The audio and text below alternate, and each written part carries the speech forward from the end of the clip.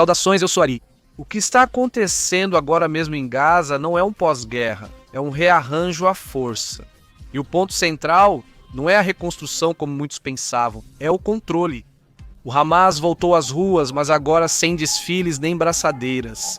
Opera à paisana em pequenas células coordenadas e desencadeou uma campanha de execuções públicas e tiroteios para recuperar o poder diante das milícias tribais que cresceram durante a guerra. Suas unidades Sa'an e Hadá executaram dezenas esta semana e lutaram bairro por bairro, especialmente contra o grupo Dormush. Em Sabra, onde assassinaram Salah al-Jafarawi, um influenciador de redes próximo a essa milícia, a mensagem foi direta, sem piedade para aqueles que roubaram comida do povo. É isso, doutor, e funcionou. Clãs como os Mahaida juraram lealdade. Em Rafah, Abu Sabat chegou a se autoproclamar uma mini-república antes de se alinhar novamente. Ao mesmo tempo, a chamada linha amarela dividiu a faixa em duas realidades. De um lado, uma zona com presença israelense, do outro, áreas onde o Hamas continua ativo. E essa fronteira é muito porosa. Há 2 dias, em Shubaibá, 5 palestinos morreram. Depois, transformou o cruzamento Icarus. A poucos quilômetros dali, dentro de Gaza, as forças de defesa de Israel terminaram de marcar fisicamente a linha amarela. Essa fronteira interna que divide o território entre zonas controladas por Israel e áreas onde o Hamas tenta restabelecer sua autoridade. Os soldados israelenses colocaram blocos de concreto e postes amarelos de 3,5 metros, separados a cada 200 metros, acompanhados de placas e panfletos que alertam em árabe. Cruzá-la coloca sua vida em risco. O Ministério da Defesa explicou que o objetivo é alcançar clareza tática, mas, no terreno, essa linha se tornou uma fronteira difusa e perigosa. Muitos civis não sabem exatamente onde ela está traçada, e já foram registrados confrontos e mortes de pessoas que cruzaram sem intenção. Para Israel, isso permite manter o controle sem ocupar toda Gaza, ao menos até os limites estabelecidos. Para os palestinos, uma linha separa a realidade do que restou de Gaza após 2 anos de guerra, e do outro lado, o que eles consideram seus inimigos. Além da geografia, a linha amarela simboliza uma nova relação entre os dois lados. Um cessar-fogo sem confiança, uma paz que se sustenta no medo, Gaza se reorganiza à força, Israel reforça seus limites e o resto do mundo observa. Tentando entender se isso é o fim de uma guerra ou o começo de outra fase, mais silenciosa, mas igualmente tensa. Enquanto as prefeituras controladas pelo Hamas removem escombros e reabrem ruas sob montes de destroços, continuam procurando pelos cadáveres israelenses. No começo, reclamavam que não havia máquinas, porém, as máquinas estão lá e eles começaram a escavar, em busca dos túneis que ficaram soterrados diante dos olhos das autoridades da Cruz Vermelha, que antes, supostamente, relutavam em declarar que tais túneis eram simplesmente uma falácia por parte de Israel. Bem, agora os vemos lá supervisionando as escavações para que o Hamas possa encontrar os túneis, onde sabem que estão enterrados, ou onde sabem que estão depositados os cadáveres, os corpos dos reféns que ainda restam lá. E após as ameaças de Donald Trump esta semana, pois o Hamas decidiu começar a cavar mais e buscar mais cadáveres que vêm sendo entregues durante todos esses dias. A fotografia social é duríssima. Mais de 500 mil de residências destruídas ou danificadas, 80% do sistema educacional em ruínas e 75% das mesquitas arrasadas. Desemprego e pobreza chegando a quase 100%. Nesse contexto, não surpreende o termômetro da opinião pública. 71% dos moradores de Gaza acham que ninguém venceu a guerra e não acreditam vitória ao Hamas. O sentimento dominante é de um alívio cético, que representa 54% dos habitantes de Gaza, em comparação com 27% que expressam tristeza simplesmente pelo que aconteceu e pelo estado em que Gaza ficou. Vale a pena ressaltar que o que havia antes era o que Israel havia construído durante o tempo em que esteve lá administrando essa parte. E esse Rafa, um funcionário das Nações Unidas, resume sem épica: ninguém espera uma mudança rápida nem drástica. Um comentário que simplesmente mostra o que está por vir. Além disso, há uma disputa pela narrativa. Nas ruas gritam Allahu Akbar durante as execuções. Muitos justificam os castigos aos clãs por terem saqueado a ajuda.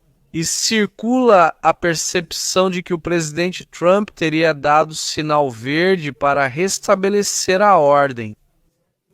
E eles entenderam o restabelecimento da ordem como execuções em massa, apenas sob o pretexto de serem pessoas ou clãs derrotados. Dedicou-se a roubar as ajudas fornecidas durante 2 anos de guerra. No entanto, claramente não passa de uma guerra de poderes, onde o principal ator, que é o Hamas, evidentemente está lutando com todos e executando qualquer um que se coloque em seu caminho para resistir. Sejam ou não reais essas interpretações, no terreno, o que se vê é o Hamas restabelecendo sua autoridade, custe o que custar. Israel, por sua vez, enfrenta outro dilema. Se protege os clãs com os quais criou vínculos, reacende o conflito. Se os abandona, compromete sua credibilidade regional. Já houve experimentos fracassados no passado. Por exemplo, o Exército do Sul no Líbano, que eram chamados de Ligas de Aldeias. A questão é, será que aprenderam algo dessas experiências? Politicamente, o cessar-fogo está preso entre fases. Ainda não foram devolvidos todos os corpos dos soldados israelenses, que corresponde à fase número 1, que ainda não se completou. Paralelamente, ocorrem negociações de governança, que seria a segunda fase, ainda com muitas incógnitas. O Egito anunciou um conselho de liderança de 15 membros para Gaza, sem nomes públicos, e fala-se sobre a chegada de cerca de 150 agentes da autoridade palestina a Rafah.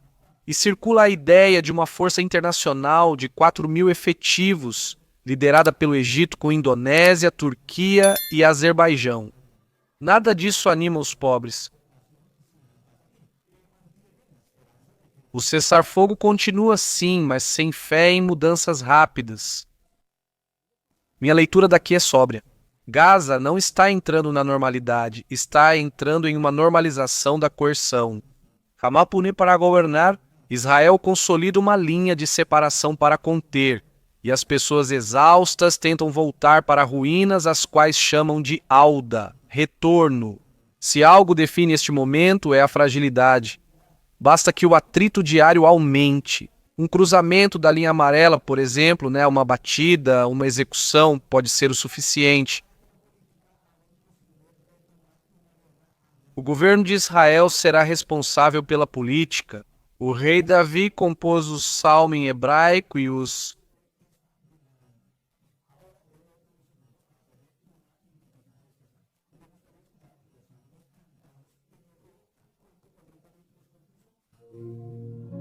escreveu em hebraico.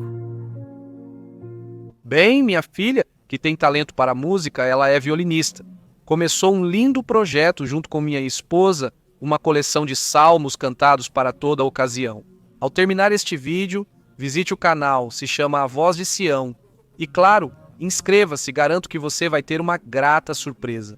Se você gosta desse canal ou desse tipo de música, e para quem fala inglês, pode procurar também o canal The Voice of Zion, que é a versão em inglês. Então, dê uma olhada nesses canais e lá, nos comentários me diga o que você acha dessas composições inovadoras dos épicos salmos do rei Davi.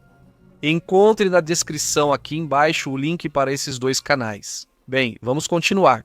Muita coisa parece estar acontecendo. Para entender o momento, basta ver a ponte aérea política que temos por aqui. Primeiro veio o próprio presidente Trump, com sua equipe pressionando pelo cessar-fogo. Depois chegaram Jared Kushner e o enviado Steve Witkoff para reforçar a trégua e se reunir com os libertados. E agora aterrissou o vice-presidente Baines, que inaugurou um centro civil-militar de coordenação e falou sobre uma paz duradoura. E nos próximos dias se junta o secretário de Estado, Marco Rubio, para tentar consolidar o que foi acordado. Em poucas palavras, Israel está no centro do tabuleiro de Washington, e a sequência de visitas em tão pouco tempo deixa isso claríssimo. Para a administração dos Estados Unidos, esse assunto parece ser muito importante. Ou quem sabe se há algo sendo tramado por debaixo dos panos e nós não sabemos? Então é bom ficarmos muito atentos. Então, enquanto Gaza continua ardendo em seu próprio caos interno, aqui em Jerusalém, O Knesset acabou de aprovar uma lei que pode mudar o mapa político de Israel e de toda a região. Me escute bem, com 64 votos a favor e 56 contra o parlamento israelense, deu sinal verde ao projeto que declara a soberania plena de Israel sobre Judeia e Samaria, o que o mundo chama de Cisjordânia. O texto foi apresentado por deputados do Likud e do sionismo religioso, e embora ainda faltem processos administrativos e ajustes legais, a mensagem política é muito clara. Israel não reconhece mais essas zonas como território em disputa, mas sim como parte integrante de sua soberania nacional. É a primeira vez desde a criação do Estado de Israel que essa ideia passa do discurso para o papel. O primeiro-ministro Netanyahu rejeitou imediatamente a proposta de Donald Trump. Sim, o próprio Donald Trump, presidente dos Estados Unidos, que impulsionou os acordos de Abraão para congelar esse processo em troca de um novo pacto de segurança regional. Netanyahu respondeu diretamente: ninguém vai nos deter ou impedir que exerçamos nossa soberania sobre nossa terra. E embora muitos tenham comemorado a decisão como um passo histórico, é preciso dizer, nem todos em Israel veem da mesma forma. Netanyahu, no entanto, parece decidido a manter o rumo. O que ele busca é enviar uma mensagem dupla ao seu eleitorado, que continua comprometido com a ideia da terra prometida indivisível, e aos seus inimigos. Israel não cede à pressão externa. Enquanto isso, com o mundo observando, a Europa já expressou sua profunda preocupação e a Casa Branca, embora sem uma condenação direta, deixou claro que qualquer medida unilateral não ajuda no processo de paz. Mas a realidade é que o processo de paz está em coma há anos, como se tivesse sido anestesiado. E essa lei só vem confirmar o que já era evidente na prática. Israel governa e administra essas terras há muito tempo. O movimento também pode ter um efeito interno. Depois de meses de divisões e protestos, essa lei volta a unir boa parte do bloco de direita em torno de uma causa comum. Em um país que viveu dividido entre segurança e justiça social, a palavra soberania está se tornando um novo ponto de coesão nacional. Claro, em Ramallah e Gaza a interpretação é bem diferente.